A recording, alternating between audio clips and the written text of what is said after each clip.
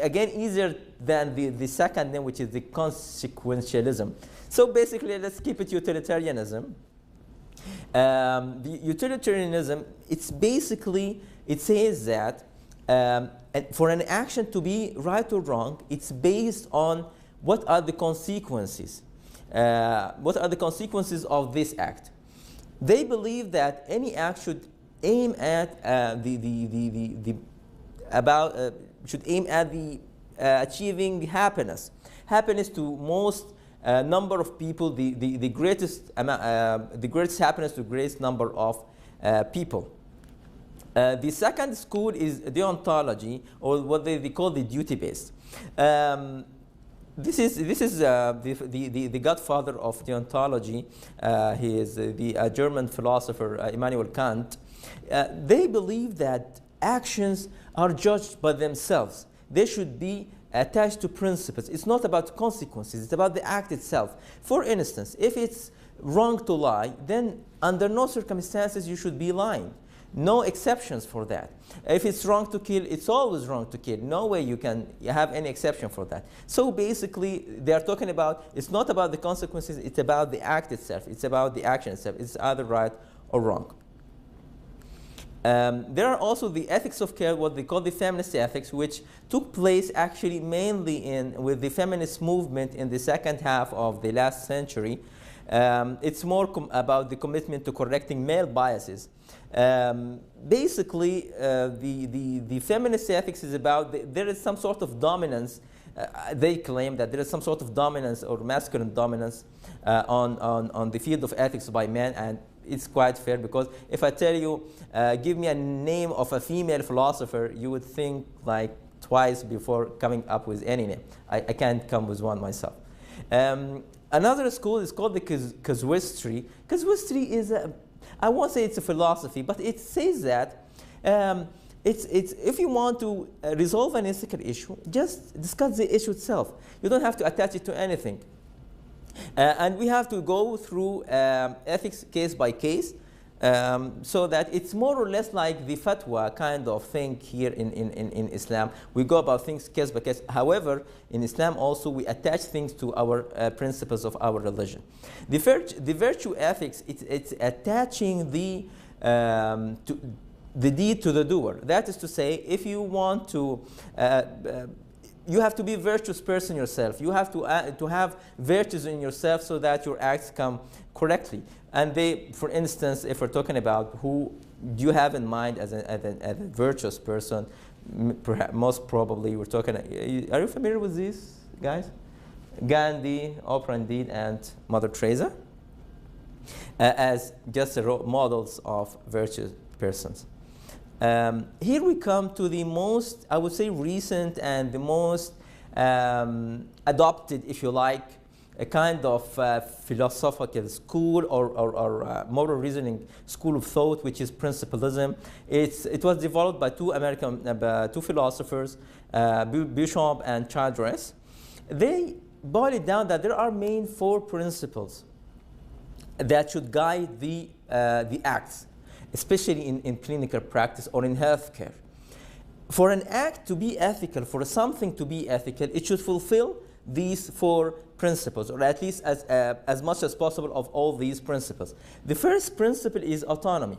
Autonomy, it refers actually to respect humans' ability to choose. It's to give the people the right to take the decisions related to them. The second is beneficence. Beneficence, it means the duty to do good for others. The third principle is non-maleficence, that you should do no harm. You should not by any means harm your patients, for instance. And again, the fourth is justice. If we look through principalism, these four principles are fairly agreed on. And if we talk again from an Islamic perspective, we believe that it's again matches very much many of our beliefs. So we will talk about in the last section of this session. It's about how Islam approaches ethical issues and decision making. As we all know, at least we as Muslims here know, that our religion, the ethics is an integral part of Islam. It comes hand in hand with our religious practices. It comes hand in hand with the law and regulations and what we call the, referred to in Islam as Sharia. There are main sources and the secondary sources. The main sources indeed are the Quran and Sunnah. And the secondary sources are only for those issues in which or for which there are no clear text in the Quran, in ayah in the Quran or a hadith in the Sunnah. What happens is that we try to come up with a judgment based on either precedents that took place or whether to refer to some verses or ayat in the Quran or some hadith in Sunnah.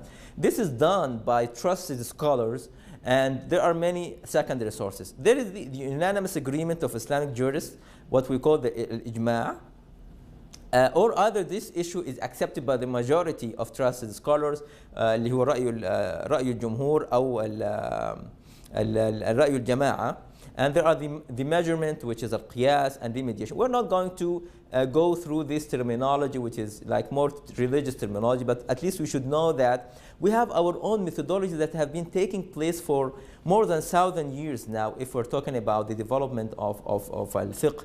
And we will see how we can make use of these methodologies to resolve the ethical issues.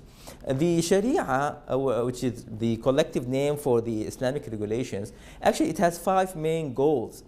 And so any act to be considered ethical from an Islamic point of view, it should fulfill or at least work to achieve one of these goals or most of them. First of all, there's the preservation of religion, the preservation of soul, the preservation of mind, wealth, and progeny. So basically any Islamic legislation, any act should come to fulfill one of these goals. So basically, when we're talking about Islamic bioethics, we're talking about defining, analyzing, resolving ethical issues, but based on Islamic moral and legislative resources, Quran, Sunnah, and collectively known as ijtihad, which aims at achieving the goals of Islamic morality, which are the 5 goals that we've just mentioned.